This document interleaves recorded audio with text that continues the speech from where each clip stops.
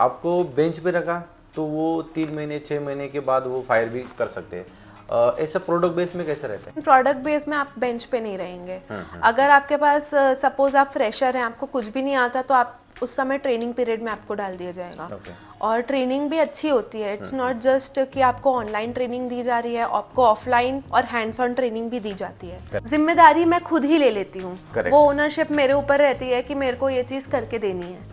अब वो मैं कैसे कर रही हूँ वो मेरी प्रॉब्लम है, लेकिन मेरे को वो चीज़ देनी है। और पार्टीज़ का कल्चर तो काफ़ी ज़्यादा है प्रोडक्ट बेस में। एक सक्सेस पार्टी तो आफ्टर द प्रोडक्ट लॉन्च हो ही जाती है। If your product is really doing well in market, तो बोनस का भी आपको भले मैं छोटी से छोटी एम्प्लॉय हूँ, लेकिन अगर मैंने उस चीज़ पे काम किया है और वो प्रोडक्ट या कोई फंक्शनैलिटी इम्पैक्ट ला रही है, तो सबको पता रहेगा मेरे हायरार्की में कि वो काम मैंने किया। तो कभी कभी ऐसे भी होता है कि यार कोई और काम करता है और कोई और क्रेडिट लेके जाता है, चाहे 2 साल 5 साल 10 साल, क्योंकि उनका विजन फिक्स रहता है प्रोडक्ट बेस का। तो उसमें खुद को ग्रो करने के लिए, कुछ नया सीखने के लिए कैसे अपॉर्चुनिटी मिलती है? और ज़्यादा माइक्रो मैनेजमेंट नहीं होता, तो इस चीज़ का अक्सर हम फ़ायदा उठा सकते हैं कि हम नई चीज़ें अपने मैनेजर को प्रपोज करें कि हम इस प्रोडक्ट में ऐसा करना चाहेंगे, क्या हम ऐसा कर सकते हैं। तो प्रोडक्ट बेस में वर्क लाइफ बैलेंस कैसे मेंटेन होती है क्या ऐसा? मेरे प्रोडक्ट की जिम्मेदारी खुद आ गई, तो मेरे को पता है कि मेरे को ये चीज़ करना है और मैं इतना करके रखूँगी या दूंगी। बच्चे भी हों, अगर हम उनके पीछे पड़ते हैं तो पढ़ाई अच्छे से नहीं करते, लेकिन उनको थोड़ा सा चिल किया जाए तो वो पढ़ाई भी अच्छे करते हैं और गेम्स में भी अच्छा खेल पाते हैं। Great example. तो जब हम फ्रेशर रहते हैं तो सबसे पहले हमको बेसिक्स क्वेश्चंस ही पूछे जाते हैं। कॉन्सेप्ट्स एंड बेसिक्स अगर आपके क्लियर हैं तो फिर इजी है। एक 45 इयर्स का एम्प्लॉय, एक रहता है 25, एक 35, मतलब जो जनरेशन गैप रहता है ना, ये मोर देन 10 to 15 इयर्स का रहता है।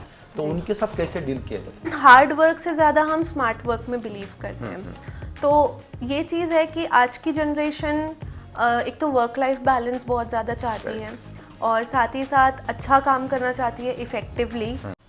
आईटी कंपनी में 2 तरह के कंपनीज होती है, एक होती है प्रोडक्ट बेस, एक होती है सर्विस बेस। सो बहुत लोगों ने कमेंट किया कि प्रोडक्ट बेस में फर्स्ट जॉब मिलनी चाहिए क्या, नहीं है, प्रोडक्ट बेस का कल्चर कैसा है, प्रोडक्ट बेस का पैकेज अच्छा मिलता है क्या, प्रोडक्ट बेस का एनवायरनमेंट कैसा रहता है, उनका विजन क्या रहता है, वो बेंच पे बिठाते हैं क्या, प्रोजेक्ट डायरेक्टली असाइन करते हैं क्या। तो ये सारी बातें हम आज डिस्कस करेंगे। प्रोजेक्ट बेस रिलेटेड की जो भी आज डाउट्स है सबका क्लियर होने वाला है। सो इस टॉपिक पे बोलने के लिए मैंने सिमरन को इनवाइट किया है। तो सिमरन को एक 2-3 साल का एक्सपीरियंस है, service base and product base दोनों में भी काम किया है। तो आज हम वो भी डिफरेंस हम डिस्कस करेंगे। सो वेलकम टू आईटी वाला Dev Simran. Thank you so much. And yes, basic introduction. नमस्कार आप सभी को, मेरा नाम सिमरन सीठा है एंड मैं एक प्रोडक्ट बेस में कंपनी में काम करती हूँ। ओरिजिनली मैं रायपुर छत्तीसगढ़ से हूँ, लेकिन अभी मेरी कर्म भूमि पुणे महाराष्ट्र है। जय महाराष्ट्र। अरे ग्रेट। सो सिमरन, जब से मतलब करियर स्टार्ट किया तब से प्रोडक्ट बेस में ही स्टार्ट किया या सर्विस बेस से स्टार्ट किया? जी नहीं, मेरी स्टार्टिंग सर्विस बेस्ड कंपनी से हुई थी और फिर उसके बाद मैंने प्रोडक्ट बेस में स्विच किया। एक्चुअली पहले शुरू से ही मैं प्रोडक्ट बेस में जाना चाहती थी, लेकिन थोड़ा डिफिकल्ट था अपने करियर के शुरुआत में as a fresher product base में एंटर करना। Okay, so as compare to service base, switch करने के बाद जो वर्क कल्चर रहता है वो कैसा लगा? हाँ जी, मैंने देखा कि पहले तो मेरा 1 साल सर्विस बेस्ड कंपनी में था। तो शुरू में जब मैंने सर्विस बेस्ड ज्वाइन की तो कुछ टाइम तो मुझे बेंच पे ही रखा गया जब तक प्रोजेक्ट नहीं आता। एंड फिर प्रोजेक्ट आया, उस पर मैंने कुछ महीने काम किए। टास्क बेस्ड काम था कि ख़त्म करके जल्दी से डेडलाइन करना है, और उसके जस्ट तुरंत बाद फिर से मेरा प्रोजेक्ट चेंज हो गया। So it was very resource की तरह तुरंत बदला जा रहा था, जो हमको ज़रूरत है उसके हिसाब से। तो उतना प्रोडक्ट को जानने का मौका नहीं मिल पाया, बस उस चीज़ को काम करके डिलीवर करने की ही बस काम थी।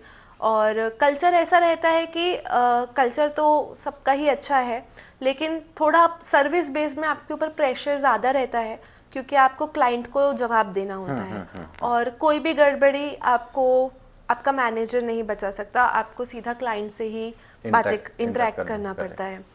प्रोडक्ट बेस में यहाँ तक कि जब से मैं आई हूँ तो मैंने 2 प्रोडक्ट्स पे काम किए जो कि एक दूसरे से जुड़े हुए हैं। तो एक प्रोडक्ट पे भी मतलब उसको शुरुआत से लेके एंड तक मैंने उस पे काम किया।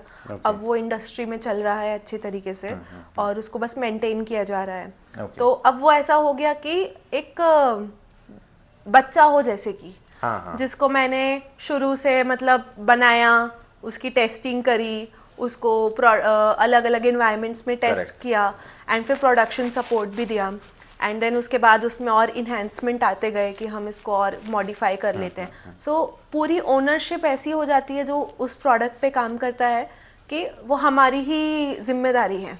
सर्विस बेस में कैसा होता है कि पूरा प्रोजेक्ट बेस होता है, क्योंकि प्रोजेक्ट मिला तो आपको डायरेक्टली क्लाइंट और मतलब जो बिलिंग वगैरह होता है वो प्रॉपर होता है।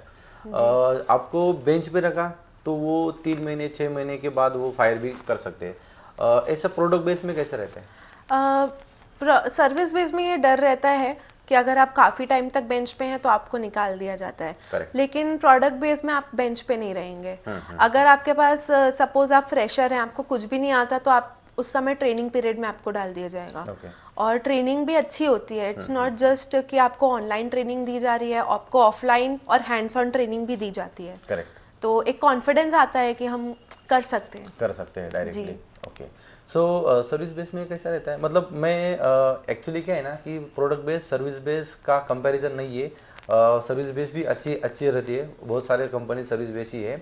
बस प्रोडक्ट बेस का कल्चर कैसा रहता है ये बस हम आज डिस्कस करने वाले हैं। सो ऐसा नहीं कि सर्विस बेस बुरी है, प्रोडक्ट बेस अच्छी है, दोनों का भी कुछ पॉजिटिव और नेगेटिव पॉइंट्स है। जी बिल्कुल। एक्चुअली प्रोडक्ट बेस्ड कंपनीज रहते हैं उनका विजन कैसा रहता है? क्योंकि कैसे ना कि सर्विस बेस में प्रोजेक्ट खत्म होने के बाद जैसे आपने डिस्कस किया कि दूसरा प्रोजेक्ट मिलता है, वैसे प्रोडक्ट बेस का कैसा रहता है? प्रोडक्ट बेस में हम ही उस प्रोडक्ट को डिजाइन करते हैं। हमारे प्रोडक्ट ओनर हमारे होते हैं और फिर उसको क्लाइंट देखता है। उनको अगर वो चीज़ जमती है तो अच्छी बात है, नहीं जमती है तो हम थोड़े बहुत इन्हेंसमेंट करते हैं, लेकिन हम हर चीज़ क्लाइंट के हिसाब से नहीं करते। हम अपने इंडस्ट्री स्टैंडर्ड को मेंटेन करते हुए प्रोडक्ट को डिज़ाइन करते हैं और उस तरीके से कॉस्ट के साथ डिलीवर करते हैं। सर्विस बेस में जब हम काम करते हैं तो ऐसा रहता है कि प्रोजेक्ट होने के बाद हम क्लाइंट को डिलीवर करते हैं। जी। तो प्रोडक्ट बेस में ऐसा क्या रहता है कि यार जो प्रोडक्ट मतलब जो हम खुद डिज़ाइन करते हैं उसको डेवलप करते हैं और वो मार्केट में, तो उसका प्रोसेस कैसा रहता है? प्रोडक्ट बेस में जो प्रोडक्ट होता है उसको हम खुद ही डिज़ाइन करते हैं। करेक्ट। उसको छोटे छोटे पार्ट्स में हम डिज़ाइन करते हैं, उसकी छोटी से छोटी डिटेल्स को डिफाइन करते हैं कि ये इस तरीके से होना चाहिए। उसका पूरा डिज़ाइन डॉक्यूमेंट बनता है और फिर उस पर काम होके वो मार्केट में उसको लॉन्च किया जाता है।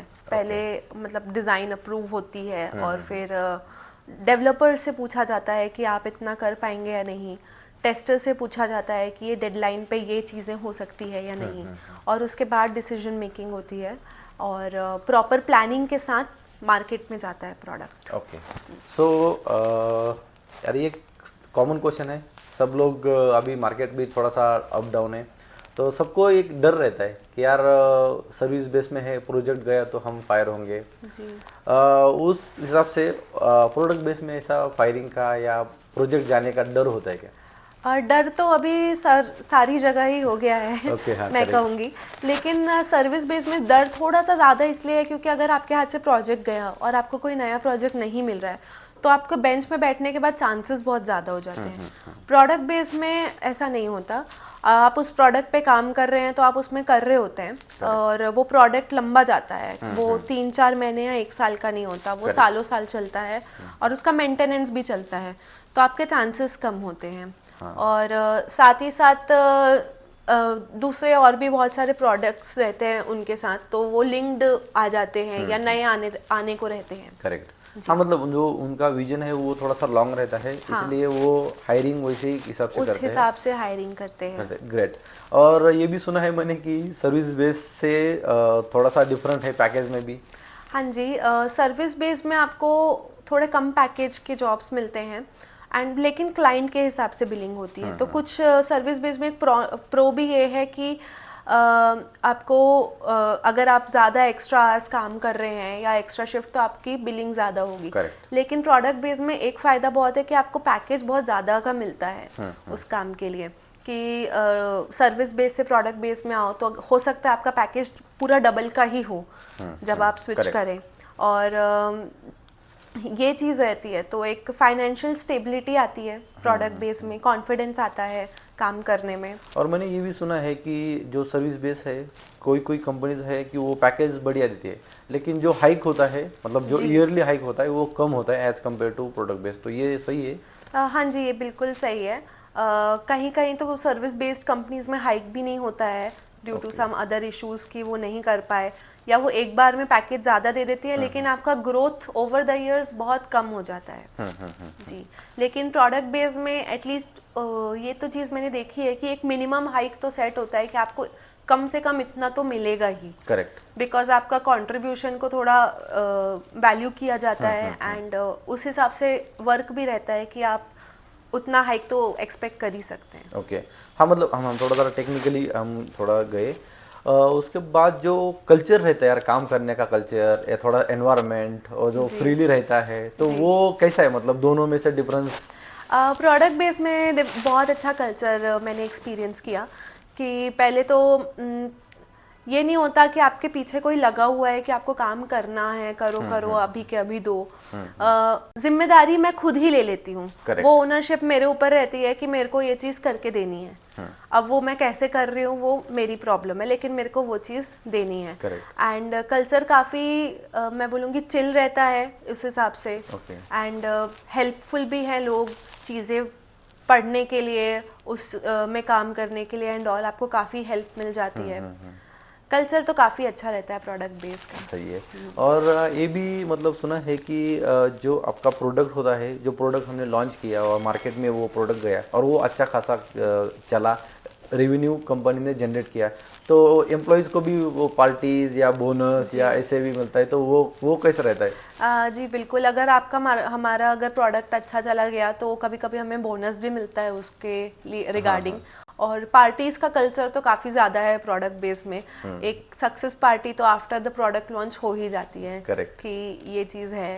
And if your product is really doing well in market तो बोनस का भी आपको चांसेस है। ओके। सो मुझे एक कहे कि यार जैसे सर्विस बेस में अपॉर्चुनिटी मिलती है आपको कि एज ए फ्रेशर आप गए तो आपको एक सीनियर होते हो, सीनियर के बाद टीम लीड, प्रोजेक्ट मैनेजर, ऐसे अपॉर्चुनिटीज़ सर्विस बेस में भी होती है, तो इसका प्रोडक्ट बेस में कैसा होता है? अपॉर्चुनिटीज़ तो प्रोडक्ट बेस में भी बहुत रहती है, लेकिन सबसे ज़्यादा मैं ये बोलूँगी रिकॉग्निशन बहुत रहती है प्रोडक्ट बेस में।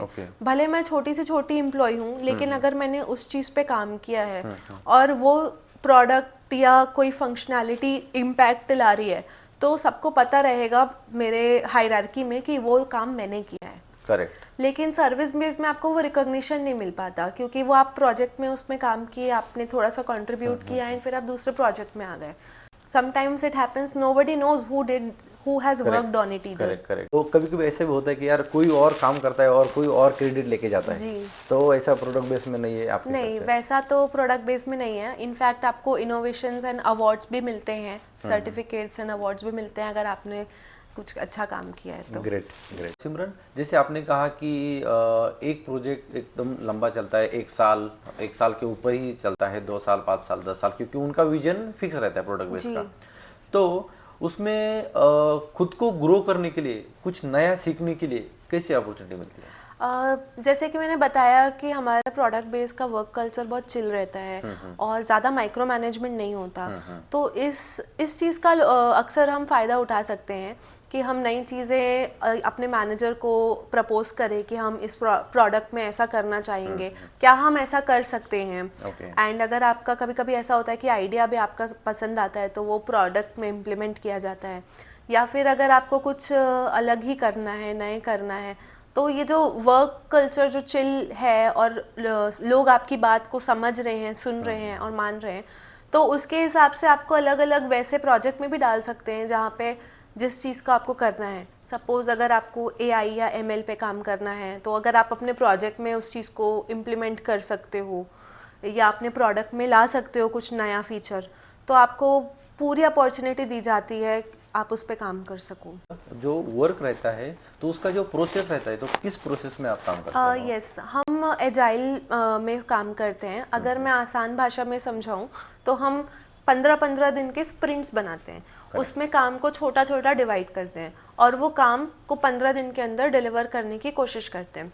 फिर से उसका पार्ट्स बनते हैं, वो फिर से छोटे छोटे पार्ट्स में कटता है और वो वापस से 15 दिन का स्प्रिंट में आता है। तो इस तरीके से 15-15-15 दिन करके उस साइकिल में हम एक प्रोडक्ट को बनाते हैं और डिलीवर करते हैं।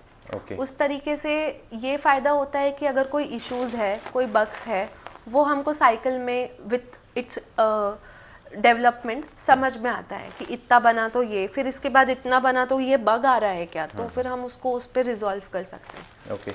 माइक्रो लेवल्स पे हम इश्यूज को चेक कर पाते हैं। हाँ हाँ, मतलब एट द एंड कुछ प्रॉब्लम या कुछ इश्यूज, कुछ इम्पीडमेंट्स ना आए, इसका से पूरा कट में एकदम तो छोटे से टेस्टिंग होती जाती है, ना कि सिर्फ एकदम एंड प्रोडक्ट डिलीवर करने से पहले हर छोटी छोटी चीज़ पे टेस्टिंग हो जाती है। ओके। जैसे यार आईटी में बोलते हैं कि आईटी में वर्कलोड बहुत रहता है, वर्क प्रेशर बहुत रहता है, तो प्रोडक्ट बेस में वर्क लाइफ बैलेंस कैसे मेंटेन होती है क्या ऐसा? वर्क तो रहता है, लेकिन मेरे को ऐसा, मेरे पर्सनल एक्सपीरियंस में मैं कहूँगी कि जब से मुझे मेरे प्रोडक्ट की जिम्मेदारी खुद आ गई, तो मेरे को पता है कि मेरे को ये चीज़ करना है और मैं इतना करके रखूँगी या दूँगी, तो एक मन में शांति रहती है। लेकिन जब सर्विस बेस्ड में ऐसा होता है कि कोई आपके पीछे लगा है, ये करो ये करो, ये नहीं, ये तुम्हारा हो गया तो दूसरे का भी करो, क्योंकि you are ultimately a resource for the company. तो तुमको पैसे मिल रहे हैं तो तुमको ये करना है, खुद का ख़त्म हो गया तो दूसरे का करना है। लेकिन प्रोडक्ट बेस में मेरे पास खुद का ही इतना काम रहता है, तो मेरे को ऐसे चांसेस तो कम ही आए हैं कि मेरे को किसी और का करना पड़े, और मेरे को पता है कि मेरे को ये इतना काम करना है, मैं ही इसकी जिम्मेदार हूँ, तो मैं उसको अपने हिसाब से करती हूँ, तो एक मन में शांति रहती है। करेक्ट। क्योंकि कोई पीछे नहीं पड़ा रहता। तो जब हमारे कोई सामान कोई पीछे नहीं रहता तो हम अच्छे से डिलीवर करते हैं, कोई भी चीज़ हो। करेक्ट। बच्चे भी हों, अगर हम उनके पीछे पड़ते हैं तो वो पढ़ाई अच्छे से नहीं करते, लेकिन उनको थोड़ा सा चिल किया जाए तो वो पढ़ाई भी अच्छे करते हैं और गेम्स में भी अच्छा खेल पाते हैं। Great example. तो वैसे ही कुछ है यहाँ पे। तो मैं कहूँगी प्रोडक्ट बेस में मुझे तो वर्क लाइफ बैलेंस अच्छा लगता है, यहाँ पे मिल जाता है, काम भी बहुत होता है लेकिन लाइफ भी है। ओके जी सही। और ये भी मैंने सुना है कि जो सर्विस बेस में है तो कभी कभी प्रोजेक्ट डिलीवरी वगैरह होने के टाइम पे वो वीकेंड्स पे काम करते हैं, तो ऐसी कभी सिचुएशन आई है क्या कि वीकेंड पे भी हम काम कर सके प्रोडक्ट बेस में? बहुत कम आई है, ऐसा नहीं हुआ कि मतलब एक मुश्किल से एक बार हुआ होगा मेरे 3 साल के करियर में, वो भी इसलिए क्योंकि कोई बहुत बड़ा इशू आ गया और हमको अभी के अभी करना है। ओके। लेकिन ऐसा बहुत कम होता है क्योंकि हमारे ऊपर है डेडलाइंस, हमारे ऊपर है डिलीवरी, हम डिसाइड करते हैं कि हम कब भेजेंगे। हर बार पुश नहीं हो सकती, लेकिन अगर कभी बहुत बड़ी प्रॉब्लम आ गई तो ये भी हुआ है कि मैनेजर्स ने पुश किए कि ये इस समय तो नहीं हो पाएगा, हम 1 महीने बाद देंगे। ओके। यस, तो ये चीज़ को समझने वाले मैनेजर्स, ये चीज़ को समझने वाले लोग होना भी बहुत ज़रूरी है। और वो फ्रीडम तभी मिलती है जब आपको ये आपके प्रोडक्ट हाथ में हो। तो ये चीज़ की फ्रीडम प्रोडक्ट बेस्ड कंपनी में है। एंड वीकेंड पे काम करने वाली बात जैसे आपने बताई, तो मुश्किल से एक ही बार कभी हुआ, वो भी जब हमको क्लाइंट के तरफ से बहुत अर्जेंट इशू था, ऐसा हर बार कभी नहीं होता। ओके। अभी इतना हमने प्रोडक्ट बेस मतलब अच्छा सुना कि वर्क कल्चर है, वर्क है, पैकेज है, पूरा एनवायरनमेंट एकदम हंसता खेलता और काम भी होता है। तो एट द एंड मैं ये आपको पूछूंगा कि यार एज अ फ्रेशर मुझे प्रोडक्ट बेस में एंट्री करना है, तो आप भी मतलब ऐसा सुना है कि बहुत हार्ड है, इंटरव्यू वगैरह लेवल बहुत हार्ड रहती है, तो ये सही है? जी बिल्कुल सही है।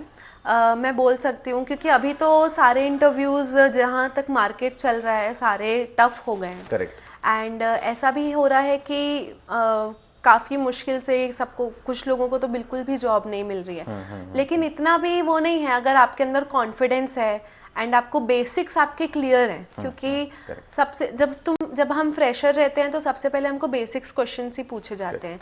कॉन्सेप्ट्स एंड बेसिक्स अगर आपके क्लियर हैं तो फिर इजी है, एंड आपकी अप्रोच अप्लाई करने में वो भी बहुत महत्वपूर्ण है। करेक्ट। आपका रेज्यूमे स्ट्रांग होना चाहिए एंड आप अच्छे से ईमेल राइटिंग कर सकें, अपने आप को प्रेजेंट कर सकें, अपने नॉलेज बेस को प्रेजेंट कर सकें। करेक्ट। एंड स्पेशली आपके सॉफ्ट स्किल्स भी बहुत काम आते हैं कि जिस तरह से आप खुद को प्रेजेंट कर रहे हैं वहाँ पर। सिमरन, मेरा एक बहुत इम्पोर्टेंट क्वेश्चन है। जो अभी हायरिंग होती है या हम जो जॉब करते हैं, तो कैसा रहता है ना कि टीम में रहता है कि एक 45 इयर्स का एम्प्लॉय, एक रहता है 25, एक 35, मतलब जो जनरेशन गैप रहता है ना, ये मोर देन 10 to 15 इयर्स का रहता है। तो उनके साथ कैसे डील किया जाता है? जी, मैं भी एक जेनजी जनरेशन से हूँ, है ना। और मेरे साथ में काम करने वाले सब मुझसे काफ़ी बड़े बड़े हैं। तो ये चीज़ मैं बताऊंगी कि लीडरशिप में क्या चेंजेस लाने चाहिए ताकि हम बच्चों जैसी जो जनरेशन है, जो हम बच्चे नए आ रहे हैं उनको हायर करना है, उनके साथ काम करना किस तरह से हो सकता है। तो आज की जो जनरेशन है सबसे ज़्यादा एक तो टेक्नोलॉजी में बहुत ज़्यादा एक्सपर्ट है। करेक्ट। बिकॉज हम पैदा ही टेक्नोलॉजी के साथ हुए। एक मोबाइल फ़ोन आजकल सब बच्चों के हाथ में है और अब हमारा भी वैसा ही है। And we are more into effective work, और साथ ही साथ हार्ड वर्क से ज़्यादा हम स्मार्ट वर्क में बिलीव करते हैं।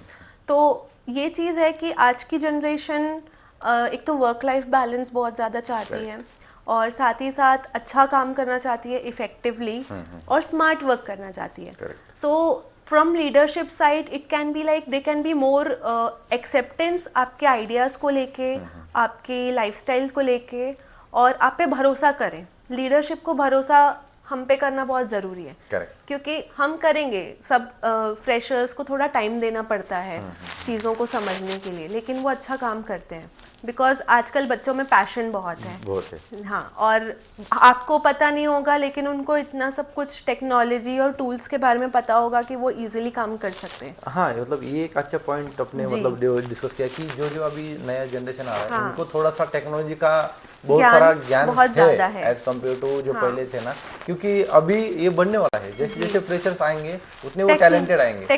टेक्नोलॉजी जितनी ज़्यादा बढ़ रही है उतना ज़्यादा जेनजी का ज्ञान भी बढ़ते जा रहा है। उनको पता है कि किसको टेक्नोलॉजी को कैसे डील करना है। एक्चुअली जो भी सिमरन ने प्रोडक्ट बेस के रिलेटेड हर एक चीज़ डिस्कस की है और प्रॉपर डिस्कस की। जिनको कुछ पता नहीं है कि प्रोडक्ट बेस्ड कंपनीज क्या होते हैं, कल्चर क्या होता है, तो उनके लिए ये पॉडकास्ट बहुत इंपॉर्टेंट है। और एज अ फ्रेशर जिनको जॉब करना है प्रोडक्ट बेस में, उनको पता नहीं कि कैसा कल्चर होता है, तो ये एकदम प्रॉपर सिमरन ने बता दिया। तो अभी तक आपको पॉडकास्ट अच्छा लगा तो लाइक करो। आप लोग लाइक नहीं करते हो, सो चैनल पे थैंक यू। चैनल पे नया हो तो आप सब्सक्राइब करो, और एक IT वाला देव की तरफ से एक छोटा सा gift Simran. Thank you very much Dev, thank you very much. और थैंक यू, आपको इनवाइट किया और आप आए, और बहुत सारा एकदम प्रॉपर आपको अब जो नॉलेज है वो आपने शेयर किया, तो थैंक यू सो मच। और आपको कुछ बोलना है? नहीं, thank you so much. Subscribe करें IT वाला देव। जय Maharashtra. Thank you, thanks for watching.